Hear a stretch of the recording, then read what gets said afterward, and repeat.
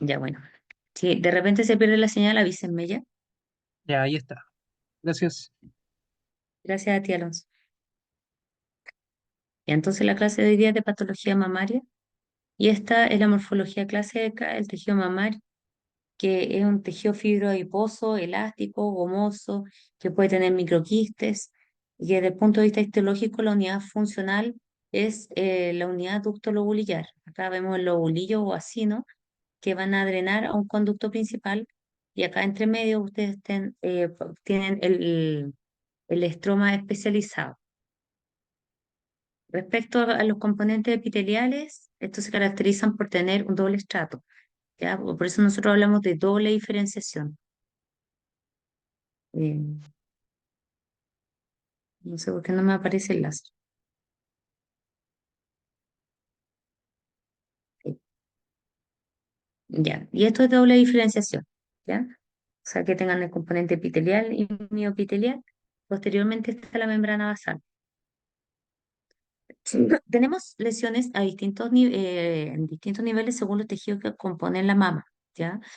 Donde aparece el cáncer y la unidad clásica donde están todas las lesiones proliferativas es acá, que se llama la unidad ducto lobulillar, ¿ya? Ahí aparecen los quistes, las adenosis, los papilomas, las hiperplasias ductales y el cáncer ductal de mama. En ese estroma que les mostré al inicio que rodea a los acinos, junto con el componente epitelial, favorecen la aparición de lesiones fibroepiteliales como es el fibroadenoma y el tumor fibroso. Después tenemos el pezón que tiene los conductos principales y ahí están las lesiones papilares.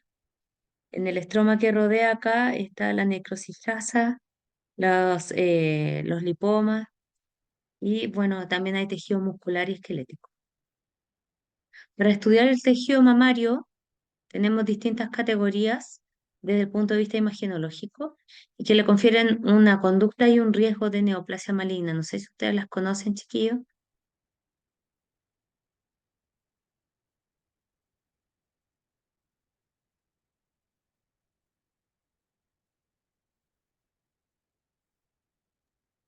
Yo no, profe, por mi parte no, la verdad. Ya, son los VRATs, ¿ya? Que están del 0 hasta el 6. Y principalmente el uno es control anual negativo, dos cambios benignos, también control anual. El resto hay porcentajes de malignidad. En general, desde el 4 en adelante es cuando se estudia con biopsias dirigidas. Por ejemplo, está una lesión VRAT 4 que se ve una alteración de la arquitectura semiestrellada, irregular y que fue categorizada como VRAT 4. Ay, fui el fin, perdón. Avancé mucho, parece.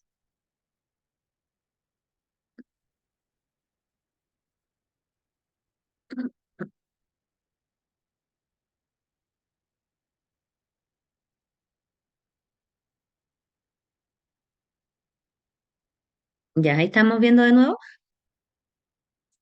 Sí, profe, ahora sí, sí. Ya, gracias. Esta es una lesión que es BIRAT 5, es irregular, estrellada, con microcalcificaciones sospechosas. Lo otro importante, aparte de conocer los BIRAT, es averiguar las causas de las consultas de los pacientes según la edad, ¿ya? Así, por ejemplo, en general los pacientes consultan por masas palpables, por lesiones mamográficas o por descarga por el pezón. En general, las lesiones palpables aparecen principalmente en los pacientes jóvenes y mientras más jóvenes en general, son fibroadenomas, ¿ya? Y lesiones palpables en pacientes adultas ya es más probable que sean cánceres, ¿ya? Lesiones mamográficas también es más frecuente que sean lesiones benignas y por eso es tan importante tener un control seriado mamográfico para tener pesquisa temprana y cuando tienen descarga por el pezón, en general también son más bien benignas y principalmente lesiones papilares. Siempre que hablamos de patología mamaria, hablamos de patologías que son inflamatorias y neoplásicas. Dentro de lo que es patología inflamatoria están las mastitis, que pueden ser mastitis agudas, mastitis linfocítica, granulomatosa, también están algunas mastitis que son específicas.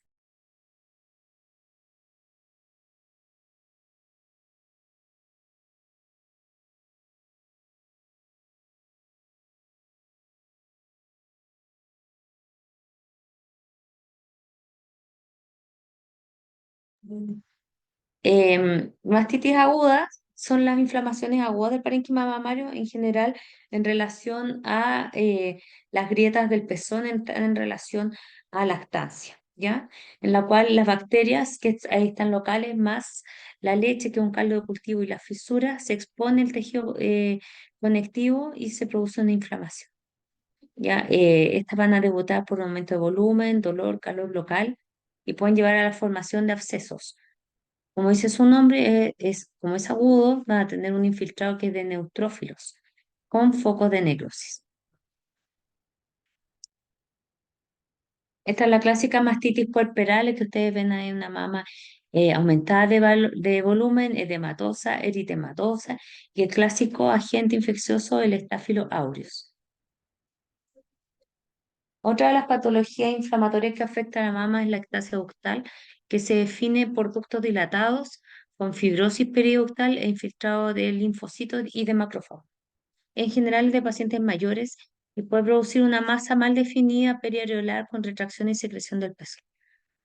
En la histología ustedes van a ver ductos que están dilatados, tortuosos, con un infiltrado inflamatorio linfocitario periductal, con fibrosis y también con macrófagos.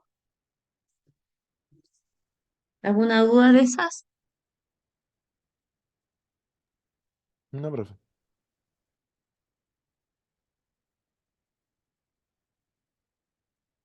Es importante de que sepan que cuando hablamos de cuando hablamos de mastitis aguda, es importante que sepan que hay un diagnóstico diferencial que es muy importante, que hay que sospecharlo desde el punto de vista clínico.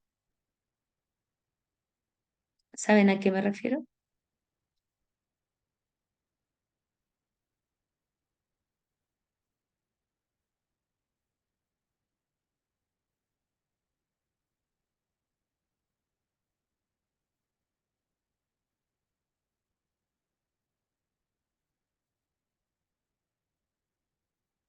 Hola, ¿hay alguien? No, no sé, profe, a qué se refiere. No sé si alguno de los Ya. compañeros. El diagnóstico diferencial es con cáncer. Hay formas de debut de cáncer, como es el cáncer inflamatorio, en el cual los trombos tumorales tapan los linfáticos térmicos y se produce una inflamación aguda del tejido mamario. ¿Ya? Otra de las patologías inflamatorias de la mama es la necrosis grasa, que se caracteriza por una historia de trauma previo o cirugía previa. Se produce una masa que es palpable, indolora, y que en la mamografía inclusive puede tener una distorsión arquitectural con calcificaciones porque la grasa necrótica se calcifica y esto puede dar una imagen de BIRAT 4 o BIRAT 5. En la macroscopía se puede ver con hemorragia un nódulo grisáceo mal definido, y en la histología van a ver estos pseudoquistes o cavidades que están todas tapizadas por macrófagos con células gigantes multinucleadas de tipo cuerpo extraño, hay adipocitos necróticos, y esto puede evolucionar a la fibrosis y la calcificación distrófica. Ven ahí hay células gigantes multinucleadas comiéndose un tejido, un adipocito. Otra es la mastitis linfocítica, que produce una masa única palpable que puede ser bilateral o con densidad mamográfica. Los pacientes tienen antecedentes de diabetes autoinmune o tiroiditis. Desde el punto de vista histológico, van a tener atrofia de las unidades ductolobulares con fibrosis, eh, una membrana basal hialinizada,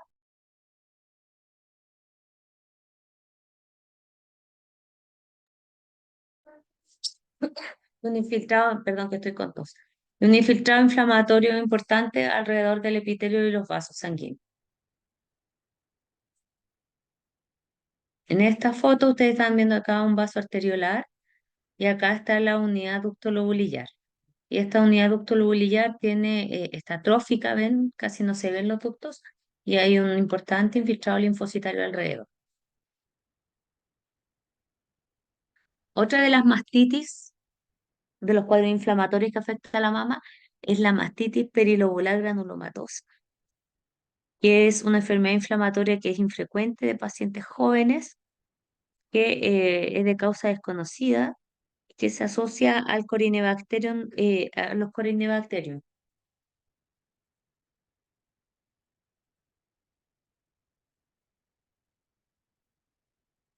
Desde el punto de vista clínico, producen masas que se fistulizan hacia la piel y se ven bien atípicas, y el diagnóstico diferencial es con cáncer.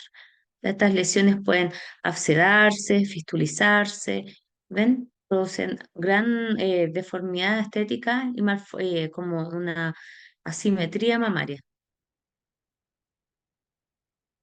Desde el punto de vista histológico, como dice su nombre, una mastitis perilobular se caracteriza porque hay un infiltrado inflamatorio granulomatoso em, a nivel de los vacinos, con linfocitos, macrófagos y células gigantes multinucleadas. El diagnóstico diferencial tenemos que plantearlo con tuberculosis.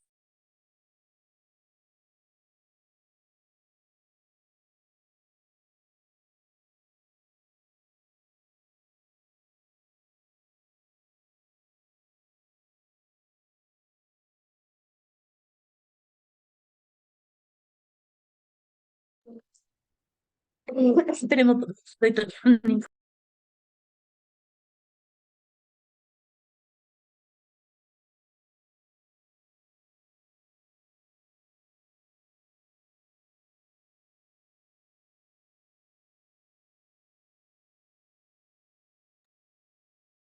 Entonces acá tenemos estos vacinos que no sé si se nota, pero hay un infiltrado de macrófagos con estas células que están a grandes acá, que son las células gigantes multinucleadas, y estos más oscuritos son los linfocitos.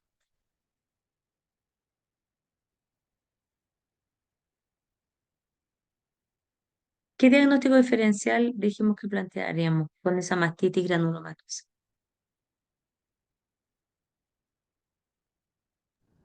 ¿Una tuberculosis? Ya, muy bien, Bárbara. Entonces tenemos que hacer tinciones para descartar tuberculosis. Después, vamos ahora a pasar a todo lo que son las lesiones epiteliales, que podemos clasificarlas entre lesiones proliferativas y no proliferativas. Y las proliferativas, a su vez, con y sin atipia. Las lesiones no proliferativas de la mama, en realidad, en resumen, son los cambios fibroquísticos, que son aquellas que no aumentan el riesgo de cáncer, que pueden coexistir pueden tener metaplasia apocrina, que se caracterizan por estas tres cosas, o sea, que tienen fibrosis estromal, adenosis y microquistes. Acá estamos viendo una foto de tejido mamario con fibrosis, con estas lesiones quísticas como coloidea, ¿cierto? Y se siente como gomoso. Y desde el punto de vista macroscópico, acá estamos con una unidad ducto-lobulillar, que hay áreas de adenosis, quistes. Esto es metaplasia apocrina, cuando el citoplasma se pone bien eosinófilo y hay fibrosis también. También están lesiones proliferativas sin atipia, que son aquellas que no aumentan el riesgo de cáncer, y dentro de las clases acá está la hiperplasia ductal usual, en la cual miren cómo prolifera este un ducto normal, acá un ducto con esta hiperplasia ductal. Se producen cambios arquitecturales, pues, porque se dilata el conducto, pero se producen estas hendiduras que son periféricas y elongadas, no son rígidas. Hay puentes que son irregulares y los núcleos son superpuestos y hay distintos tipos celulares. Otras de las lesiones proliferativas sin atipia son los cambios columnares, que acá está una unidad ductolobulillar dilatada, ven acá hay cambio columnar con persistencia de la doble diferenciación, o sea, tiene células mioepiteliales, y acá hay atipia plana, que quiere decir que cuando pierde la polaridad nuclear, un cambio columnar. Otra de las lesiones proliferativas sin atipia es la adenosis esclerosante, que ocurre principalmente en pacientes, en general jóvenes. Se caracteriza por ser una lesión irregular en la mamografía que puede ser diagnosticada como BIRAT 4 o BIRAT 5, que inclusive puede tener microcalcificaciones. Miren, esta es una micro. Un estroma denso que va a apretar y elongar los ductos, pero lo importante es que persiste la doble diferenciación. Están apretadas las células mioepiteliales, pero están. Y eso es la diferencia de un cáncer. Porque el cáncer infiltrante no tiene células mioepiteliales. Las adenosis esclerosantes, pese a que estén apretadas por toda esta fibrosis que las rodea, siempre igual tienen un patrón que es lobulocéntrico, con una gran proliferación epitelial que se llama adenosis, con proliferación del estroma y distorsión de la arquitectura. Acá estamos viendo la tinción de P63, en que es una técnica que sirve para destacar las células mioepiteliales.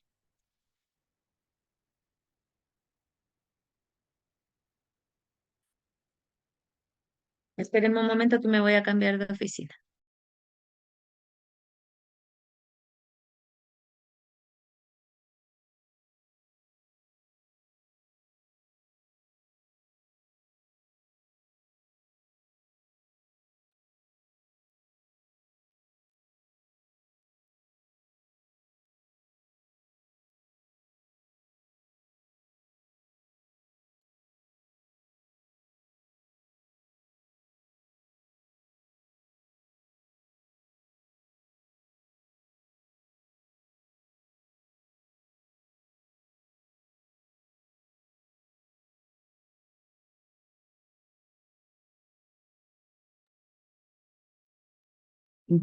Desde el punto de vista histológico, la cicatriz radiada también es una lesión proliferativa sin atipia y que produce una masa palpable y una lesión espicular en la mamografía, ¿ya?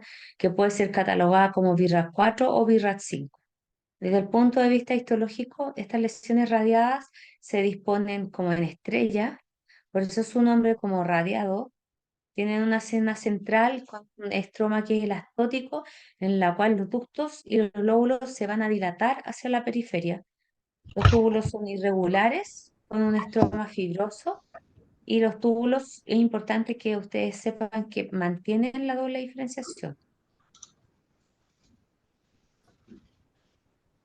Acá estamos viendo una lesión mamográfica con su traducción en la macroscopía. Ven que se ve como una lesión irregular estrellada.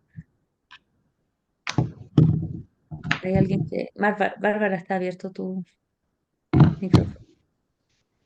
Ah, gracias. Disculpe. No, no, no te preocupes.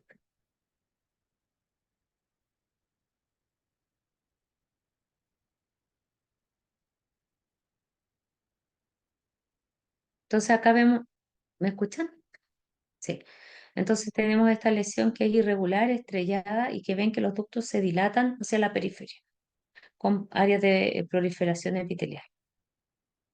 Las lesiones también pueden ser benignas o malignas y tenemos tumores benignos clásicos en tejido mamario.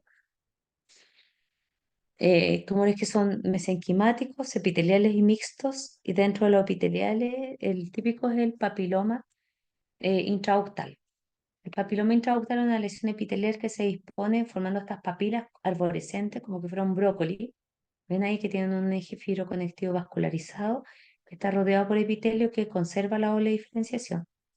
Es un patrón papilar complejo, en general es en pacientes de la quinta década y producen una hemorragia hacia fuera del pezón. Esto es una papila, ¿cierto? Con un eje fibroconectivo vascularizado y que está rodeado de epitelio que tiene doble diferenciación, porque acá está el epitelio columnar y acá está el mioepitelial. ¿Dudas hasta ahora, chicos? Todo bien, profe. Ya, súper. Después, en nuestra clasificación están las lesiones proliferativas con atipia, que son aquellas que aumentan el riesgo de cáncer de 4 a 5 veces. Y cuando se pesquisan en biopsias así como de punción y después tienen que seguir con su estudio con las piezas quirúrgicas. Esto es un foco de una hiperplasia ductal atípica que se caracteriza por que su contraparte es la hiperplasia ductal usual, siendo que la usual ya aprendimos que no aumenta el riesgo de cáncer, ¿cierto? Desde las proliferativas sin atípicas. La hiperplasia ductal atípica entonces se caracteriza por ductos dilatados, con una proliferación epitelial monótona que produce puentes rígidos, ¿ven? Que es distinto que la hiperplasia usual que vimos acá. A ver, acá, ¿ven? Que los puentes son irregulares no rígidos, las hendiduras también son periféricas, y hay superposición de núcleos. En cambio, en esta, los núcleos son más homogéneos, monótonos, con puentes rígidos. Y las lesiones lobulillares, que esas otras eran ductales, estas son lobulillares, que actualmente se consideran más bien un marcador de riesgo, no se operan. Profe, Se sienten- ah, es que como que no entiendo muy bien cuáles son los puentes. esto. Ah, ya. Gracias. Ya, la hiperplasia ductal típica por definición tiene que ser menor de 2 milímetros. Ahí no está escrito eso, pero para que lo sepa. ¿Ya? Muy bien. Ya estamos hablando de las neoplasias lobulillares, porque lo que estamos viendo antes era del ducto. Y que antes se llamaban hiperplasia lobulillar atípica, carcinoma lobulillar in situ clásico y el in situ pleomórfico. Y actualmente se llaman lesión intraepitelial lobulillar, neoplasia intraepitelial lobulillar 1, 2 y 3. Pero esta es la que habitualmente igual todos conocemos, que es la hiperplasia lobulillar atípica, en la cual los lobulillos las células atípicas van rellenando el lobulillo, las células son monótonas, ¿ven? Que es diferente de la unidad de ducto lobulillar que vieron al principio de la clase. En el in situ ya los ductos, o sea, las unidades lobulillares están dilatadas y reemplazan más del 75% de la sina.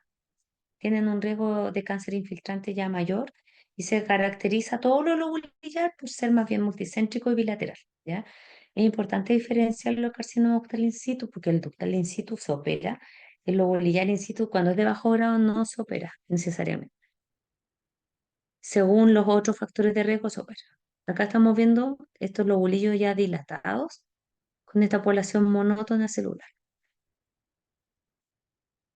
¿Dudas hasta ahora?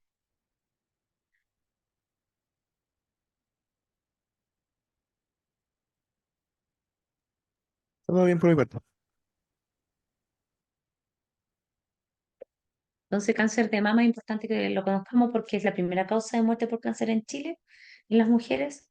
La mayor parte se presenta después de los 75, de los 40 años, perdón, el 75%, por eso el énfasis en la mamografía, aunque cada vez estamos viendo tumores en gente más joven. La mayoría son tumores que son menores de 2 centímetros, únicos que se localizan principalmente a nivel del cuadrante superior externo, ¿ya? Y hablamos de carcinoma in situ con los anteriores y el invasor cuando ya, o sea, el in situ es cuando está dentro del ducto o del lobulillo no ha traspasado la membrana basal y los infiltrantes cuando ya lo ha traspasado y tienen capacidad de metástasis. Por eso tiene mayor capacidad, o sea, tiene mayor riesgo de mortalidad el cáncer de mama invasor. Eh, Respecto a a la vía del cáncer, vemos que cuando van acumulando mutaciones pasamos a la hiperplasia ductal típica, posteriormente a carcinoma in situ, que hay de distintos grados, y posteriormente a carcinoma invasor. Factores de riesgo que sería la sobreexposición a estrógeno, ya sea porque tuvieron una menopausia muy temprana, o sea, perdón, una menarquia temprana, una menopausia tardía, un primer hijo a edad tardía, que interrupción de la lactancia, mucho uso de estrógeno como terapia de anticonceptivos orales, eh, dieta rica en grasa, pacientes con antecedentes familiares de cáncer de mama, por ejemplo, tener las mutaciones de BRCA1 y BRCA2, obesidad, alcoholismo, exposición a radiación, tener un cáncer de mama contralateral o endometrial. Para poder estudiar un cáncer de mama es importante saber que existen algunas características que son clínicas, otras mamográficas e histopatológicas. Eh, y que en el fondo a todo esto en conjunto ayuda a tener un diagnóstico que sea más certero. Lo ideal es que la paciente no consulte que tiene una lesión palpable, porque ya al tener una lesión palpable es una lesión grande. Lo ideal es que sea una pesquisa a través de la mamografía. Y es importante que sepan que hay distintas formas de debutar con una mamografía, pero cuando la sospecha es por microcalcificaciones atípicas, en general es asociado a un carcinoma in situ. ¿ya?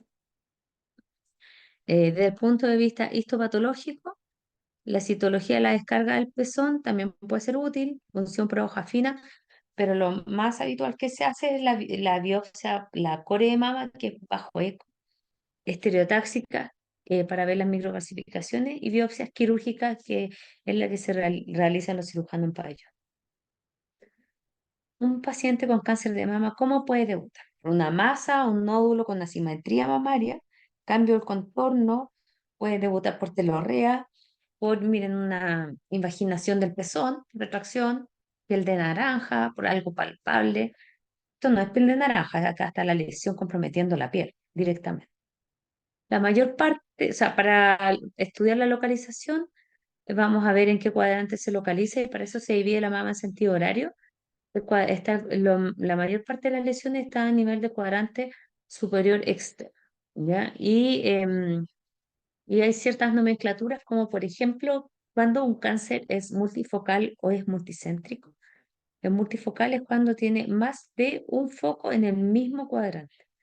Y multicéntrico cuando tenemos focos en distintos cuadrantes. La mayor parte de los carcinomas mamarios son invasores, ¿ya? Y el más frecuente de todo esto es el carcinoma ductal in situ. O sea, pero ductal infiltrante, perdón. Y dentro de los in situ, el más frecuente es el ductal in situ.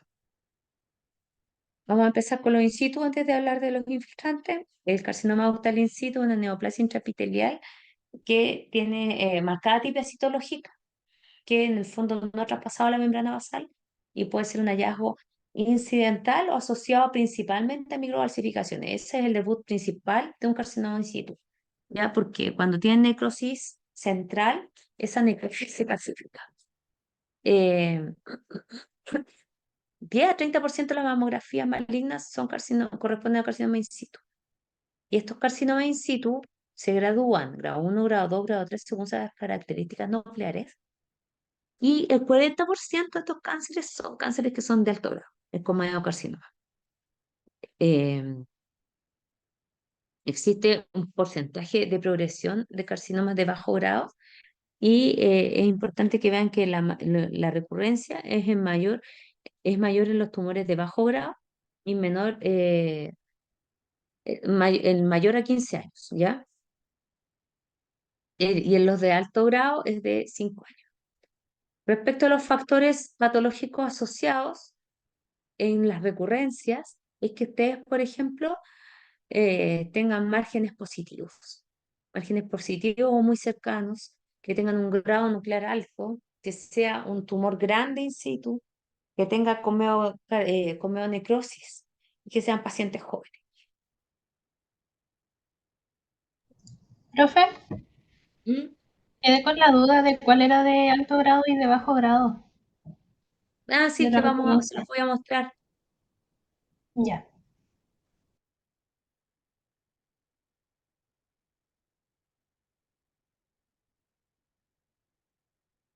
Entonces, primero, cuando hablamos de carcinoma in situ, tenemos las variedades histológicas, que son el sólido, el micropapilar, el cribiforme apocrino, comeocarcinoma y de células claras. Y para hablar de grados, usamos esta tablita que nos ayuda a decir si tiene un grado nuclear alto o no, según las características del núcleo, el pleomorfismo, el tamaño nuclear, cómo está la cromatina, si tiene nucleolo, si tiene muchas mitosis, la orientación, ¿ya? Entonces, por ejemplo, esta sería una lesión de bajo grado, que en verdad el diagnóstico diferencial de un carcinoma ductal in situ de bajo grado es con, ¿se acuerdan con qué?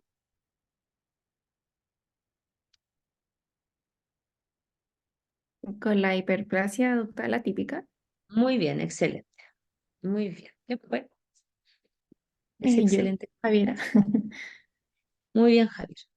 Entonces, y la diferencia va en el tamaño. Si es mayor de 2 milímetros, es un carcinoma ductal in situ bajo grado. Y si es menor, es una hiperplasia ductal atípica. ¿Ya? Pero vean los núcleos monótonos, los puentes rígidos, acá las hendiduras también son redonditas. En este ya estamos viendo que hay una mayor celularidad, un mayor pleomorfismo celular, ya no son todas iguales, hay unos más grandes que otros, y esto que se ve oscuro ahí son microvalsificaciones. Este ya es un carcinoma ductal in situ de alto grado, que está con una gran necrosis de tipo comeo alrededor acá, adentro. Ven que esto es rosado, es necrosis. Y estos oscuros que están viendo acá gruesos son las microcalcificaciones de un carcinoma ductal in situ de alto grado de tipo comeo. Acá lo mismo, comedocarcinoma porque es como un comedón, como una espinilla. ¿Ven? Una lesión redondeada, sólida o creiforme, con una proliferación epitelial atípica, con núcleos pleomórficos grandes. Ven ahí hasta nucleolo.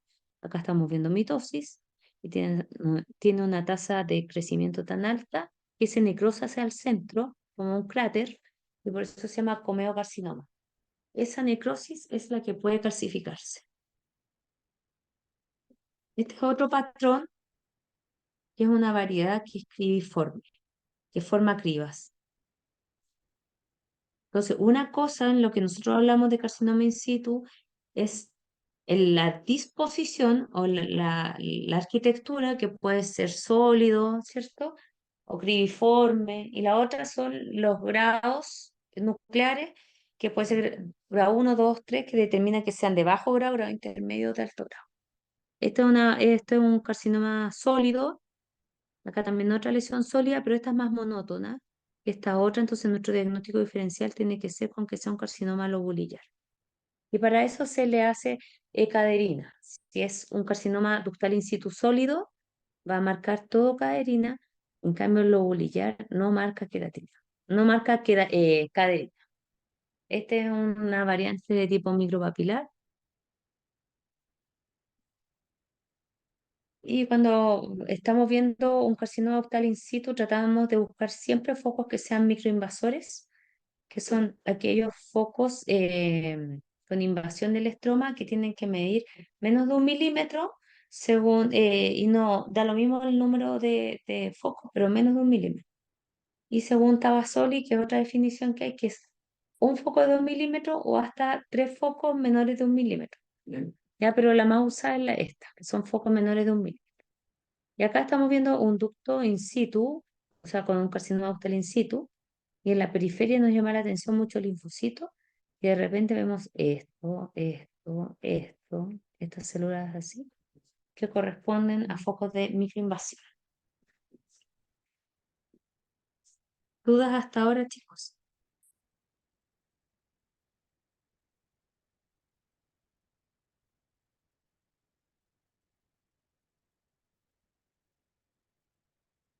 ¿No? ¿Todo bien, profe? Ya, bueno. Ya, carcinoma mamario.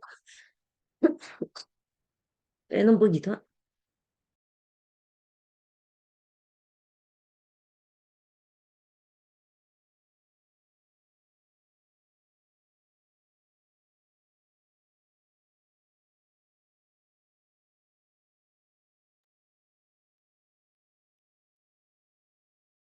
Carcinoma mamario infiltrante.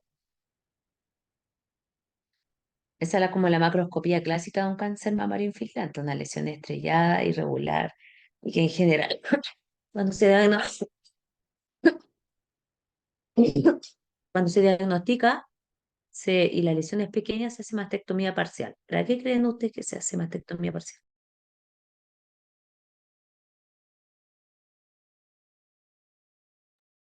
O perdón, ¿cuál es el rol de la biopsia rápida en este caso?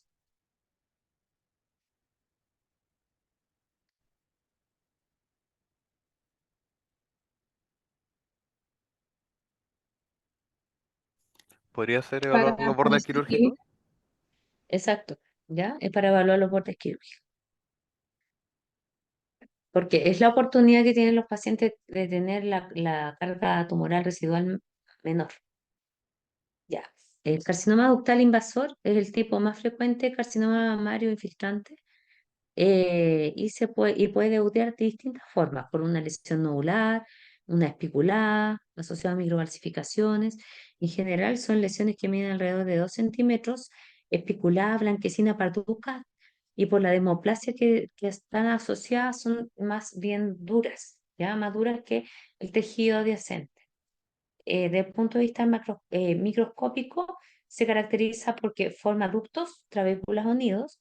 La tipa es variable y está rodeada por un estroma desmoplásico. Puede tener área de carcinoma in situ. Esta es una lesión de biopsia rápida y ven que acá está la lesión contactando un borde. Ahí está también, ahí también. Y entonces cuando vemos la ampliación, acá estaba. ¿Ven esta lesión irregular? No se ve tan estrellada como quisiéramos, pero está contactando el borde quirúrgico con la tinta. ¿Ven que usamos tintas de distintos colores? Esto es para identificar las distintas caras de la mastectomía, porque nos mandan las mastectomías orientadas. Por ejemplo, con una cadeneta al borde superficial, hilo corto superior, largo lateral. Y así nosotros cada una de esas caras la vamos a colorear de distintos tonos para poder para poder definir en qué estamos, en qué borde es el más comprometido. Este es un carcinoma ductal infiltrante que corresponde a una proliferación de ductos atípicos rodeados en este estroma desmoplásico. ¿Cómo lo vamos a graduar? Con la clasificación de Elston o de Nottingham, que es importante que ustedes sepan estas tres características, que nos fijamos en qué porcentaje del tumor forma glándulas, cómo son los núcleos, si hay pleomorfismo y el índice metótico. Esos tres, cada uno de esos tres elementos uno lo evalúa en el tumor, le asigna un puntaje y te da si es que es bien moderado o poco diferenciado. También está el carcinoma lobulillar infiltrante, que es el segundo tipo más frecuente de cáncer. Son 15% de los carcinomas mamarios invasores. Son mujeres de los 67 años. Es importante que sepan que este tipo histológico tiende a ser multicéntrico, o sea, que afecta a distintos cuadrantes, inclusive puede ser bilateral. Dicen que tiene un mejor pronóstico que el ductal y lo fome es que produce una masa poco definida, áreas que se llaman no masa, y que inclusive pueden debutar como un primario origen desconocido, ¿ya? Por eso cuando además sacan la mama, tienden a ser más grandes de lo que se veían en las imágenes. Estas son las características que tienen que saberse, así como les dije de los ductales, acá los lobulillares. Tienden a disponerse en fila india, un núcleo típico detrás de otro, de células que no son cohesivas, son más pequeñas de un carcinoma ductal y tienen una gran desmoplasia. ¿Ven? Así se van colocando estos carcinomas. Entonces son células epiteliales. ¿Qué es importante con el globulillar? Que ustedes recuerden que es un cáncer que puede ser multicéntrico y multifocal, porque requiere además que siga con mayor estudio, inclusive de resonancia, en búsqueda de focos ocultos que determinen qué tipo de cirugía se le va a hacer a la paciente.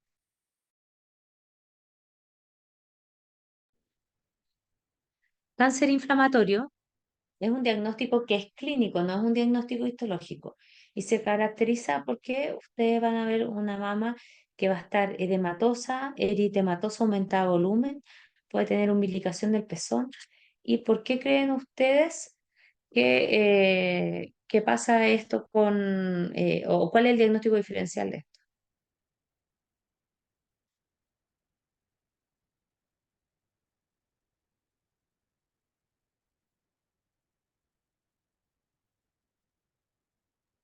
Era la ¿Cuál es metástasis aguda, ¿verdad? Sí, es importante que ustedes sepan. ¿Lo? ¿Sí? ¿Me escuchan? Sí, profe, se escucha. Ya, es importante que ustedes sepan el diagnóstico diferencial, porque a veces pasa que hay pacientes que están meses con este diagnóstico de mastitis aguda en tratamiento antibiótico en los policlínicos y después llegan al hospital y vemos que es un cáncer inflamatorio. ¿Ya? Entonces, si ustedes ven que tienen una mastitis no tiene causa puerperal o que es puerperal, pero que no se debe al uso de antibióticos, es mejor derivar a patología mamaria. ¿Ya? Porque además las imágenes son malas, tienden a verse todo velado. Desde el punto de vista histológico, es un linfedema de la piel de la mama, se caracteriza porque ustedes van a tener un compromiso masivo de los trombos, de los linfáticos dérmicos por trombos tumorales de la piel del pezón y de toda la mama. ¿Ya? No es un tipo histológico y son considerados avanzados y de mal pronóstico. ¿Qué serían factores pronósticos del cáncer de mama? Bueno, primero saber que sea invasor en vez de in situ, la presencia de metástasis a distancia, la presencia de ganglios, todas estas cosas son elementos del TNM. Compromiso local de la piel y el músculo, la presencia de un cáncer inflamatorio, porque eso de entrada ya es un mal diagnóstico, la presencia de invasión linfovascular, los subtipos moleculares, que los vamos a ver más adelante, el grado histológico de Elston, porque mientras más avanzado el grado, tiene un peor comportamiento. La tasa de proliferación medio con el Ki-67, que es una inmunohistoquímica, que nos ayuda a definir qué tasa de proliferación tiene. Y los biomarcadores, o sea, la presencia de estrógenos, progesterona y HER2, que nos ayuda a determinar el perfil molecular. Los estudios de receptores hormonales de estrógeno y progesterona en los cánceres de mama se ven a nivel del núcleo como una inmunomarcación positiva en caso de que expresen y son nucleares. Así sería.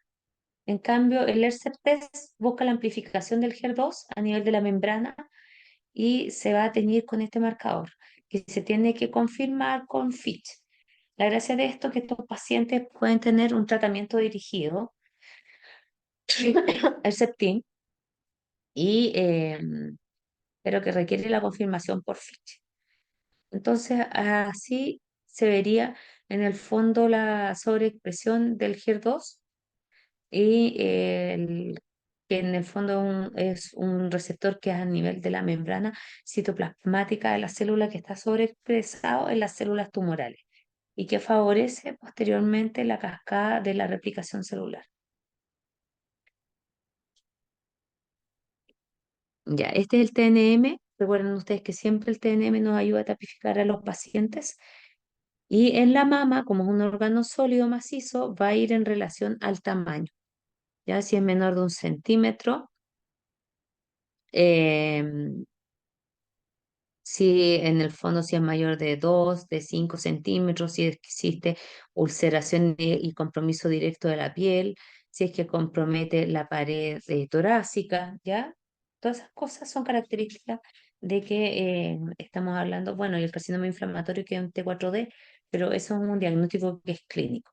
Después están los N, que quiere decir eh, las características del ganglio linfático, y el M, que es las metástasis.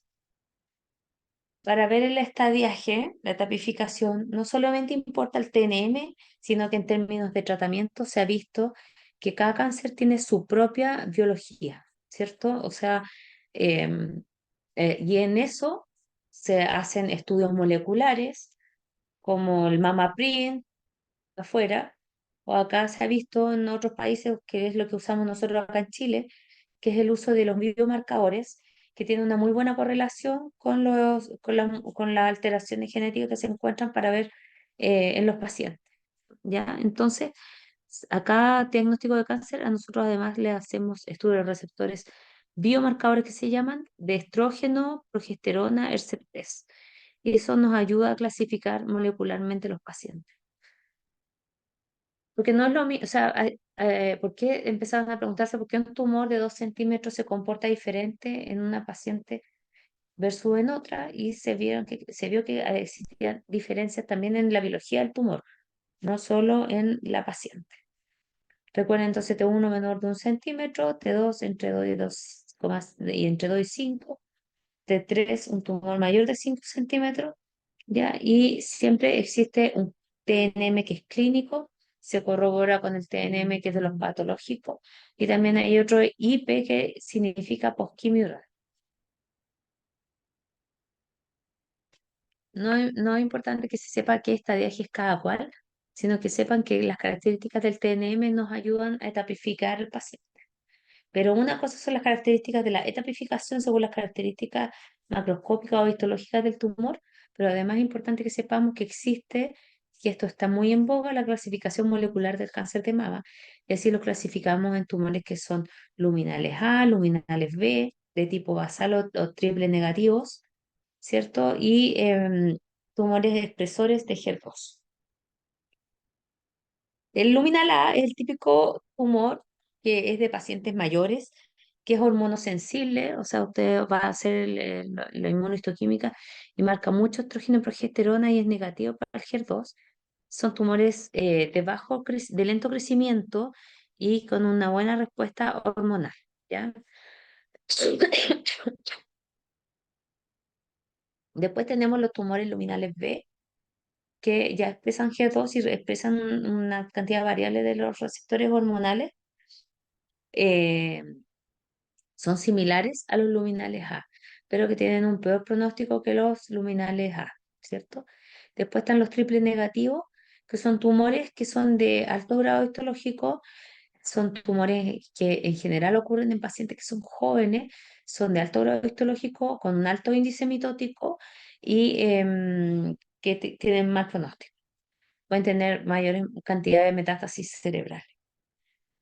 Además están los sobreexpresores de HER2, que es un tumor menos común. La gracia de estos tumores, al igual que en este y en este caso, que pueden ser tratados con Herceptin. Bueno, y también están los triples negativos, que son de bajo grado, que hay que pesquisarlos bien porque en el fondo son tumores que son derivados de las glándulas salivales. Ya. ¿Alguna duda hasta ahora?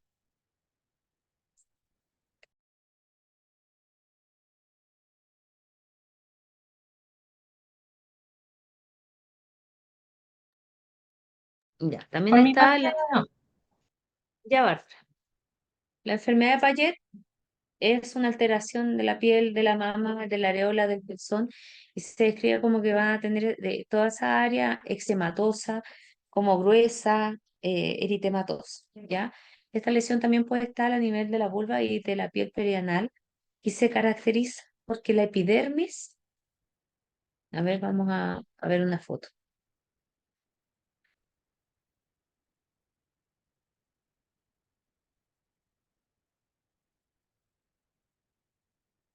Estamos viendo acá que el pezón está edematoso, eritematoso, como engrosada la piel. Y a nivel de la epidermis, vamos a ver esto, que vamos a ver unas células que son claras, atípicas, y que no corresponden al estrato basal de la epidermis de la piel del pezón.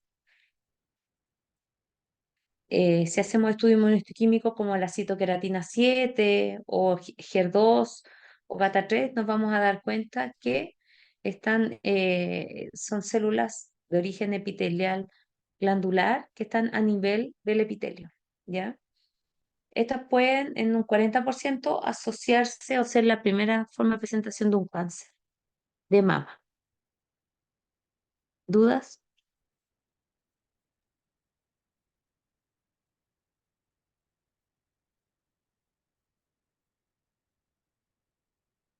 Ya.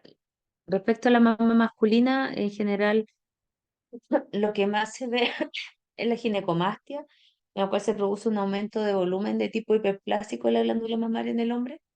Habitualmente son lesiones que son bilaterales y en los pacientes jóvenes es por desbalance hormonal y en los adultos jóvenes empieza a aparecer el factor iatrogénico por uso de anabólico en los gimnasios, ¿ya?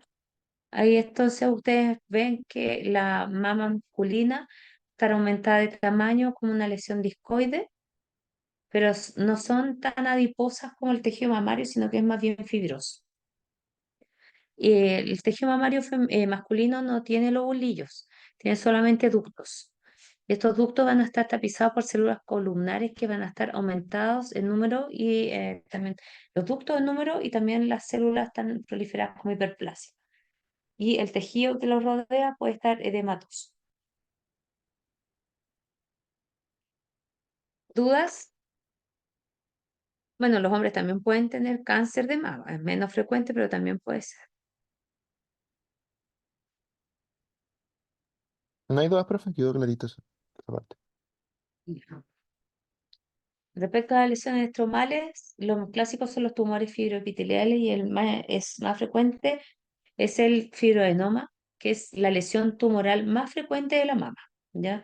Es en pacientes menores de 30 años, en general pacientes que son jóvenes, y se caracteriza por ser nódulos que son bien delimitados, móvil, gomoso, elástico, desplazable, de crecimiento lento, que puede experimentar cambios durante el embarazo, crecer o en la lactancia también pueden tener aspecto de adenoma.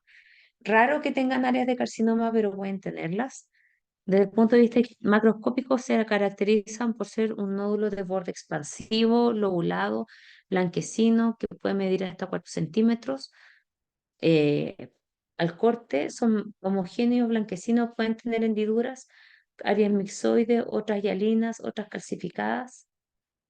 Y desde el punto de vista histológico se caracterizan por corresponder a una lesión fibroepitelial que es de borde expansivo, ¿cierto? Así como redondeado, y se llama fibroepitelial porque tiene un componente fibroso y otro epitelial. Y el epitelial conserva la doble diferenciación. ¿Ven? Con mayor aumento, entonces estamos viendo ahí estos ductos que tienden a elongarse porque el estroma los aprieta y cada uno de estos ductos conserva la doble diferenciación.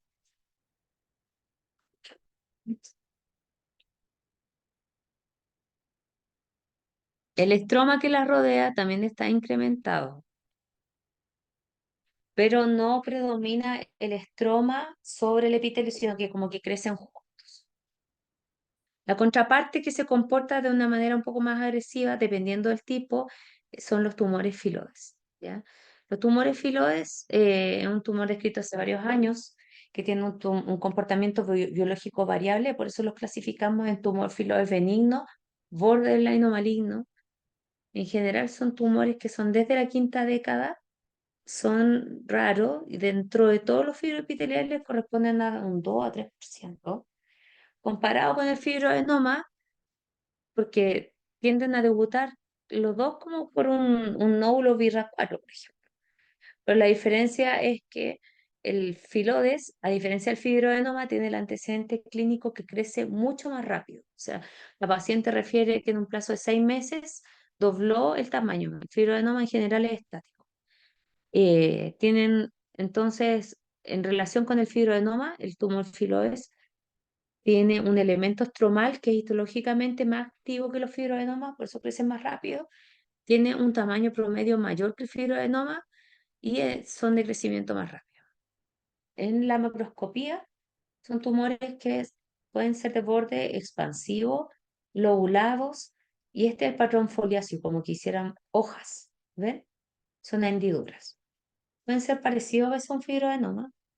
Y en la histología vemos que es una lesión de borde expansivo, en este caso, pero que el componente epitelial está comprimido, formando estas hendiduras como hojas, y el estroma es más celular. ¿Ven?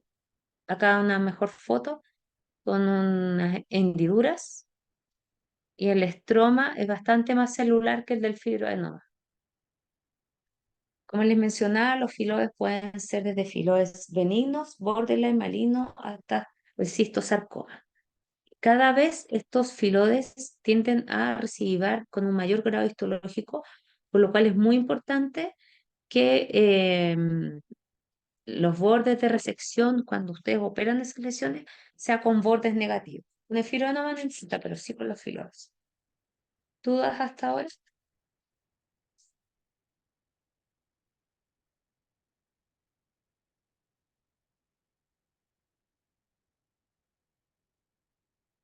Ya, los tipos de muestras.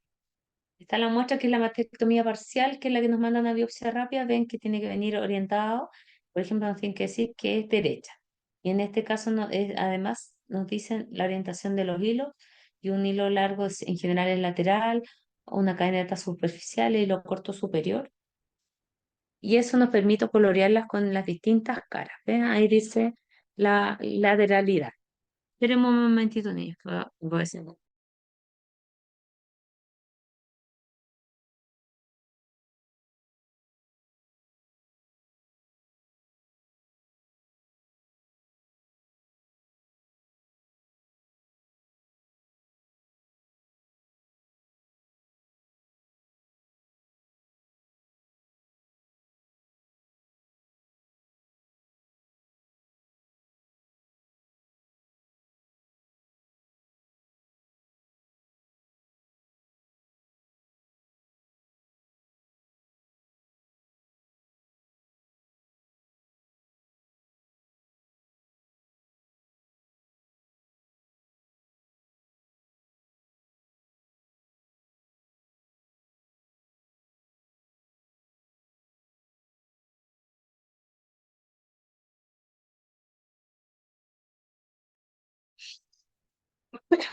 Ya. Las mastectomías parciales, entonces pueden ser de distintos lados según donde esté la lesión, pero es importante que cuando ustedes nos mandan, la pieza quirúrgica tiene que venir orientada, ¿ya? Para eso nosotros la vamos a pesar, la vamos a medir, cada una de las caras de los hilos la vamos a pintar de color diferente para después al hacer el corte darnos cuenta dónde estaba la lesión. Ya ven, acá está la lesión. Y así le podemos decir al clínico qué borde poder ampliar en el intraoperatorio. Bueno, y a veces nos la mandan para la biopsia rápida y la tenemos que después informar en diferido.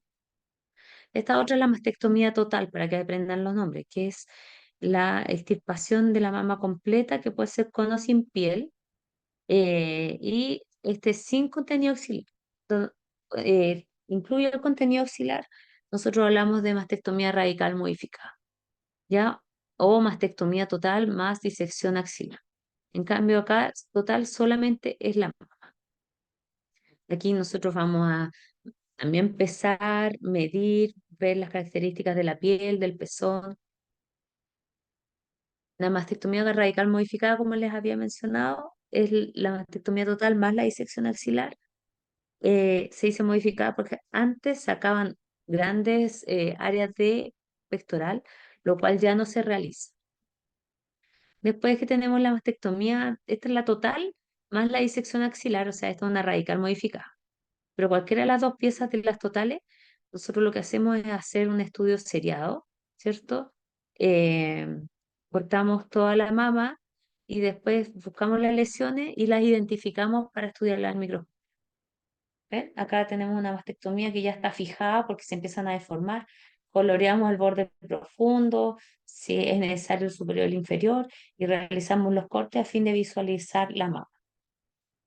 Y para que ustedes sepan también el concepto del ganglio centinela, el ganglio centinela es el primer linfonodo que va a drenar el tumor.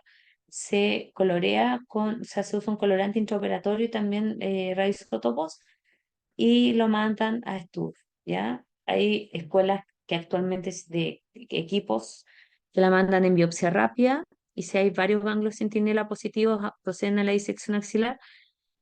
En cambio hay otros que prefieren el estudio en diferido, ¿ya? Vean que acá está azul y al corte vemos que hay uno, puede haber ganglios en lo que nos mandan como contenido axilar rápida. El azul es el primero y después están los otros. ¿Dudas?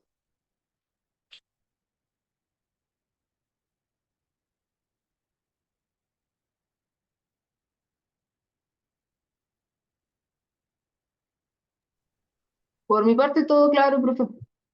¿Todo bien, profe? Ya, en general, por ejemplo, como la escala de abordaje es que el paciente debutan con una lesión atípica que es catalogada como un BIRAT 4, ¿ya? En el sistema público, bueno, en general se van a biopsiar. A ver, déjenme abrir el video acá. Ya. En general se biopsian las lesiones desde el BIRAT 4 en adelante. Y después cuando determinan la lesión, si es que es cáncer, por ejemplo, se hace el resto de la tipificación quirúrgica, se ve de qué tamaño es la lesión, si es que requiere, por ejemplo, quimio ayudante previo a la cirugía, o se hace la extirpación quirúrgica eh, al tiro, y si es que el tumor es o no hormonosensible para darle hormonoterapia. Importante que vean el tema de la clasificación molecular del cáncer de mama.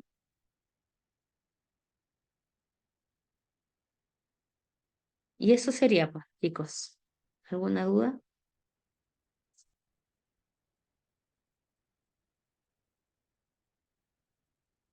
Por el momento no, profe, quedó bastante clara la clase. Ya, estupendo. Ya, pues entonces nos vemos mañana, 9:30.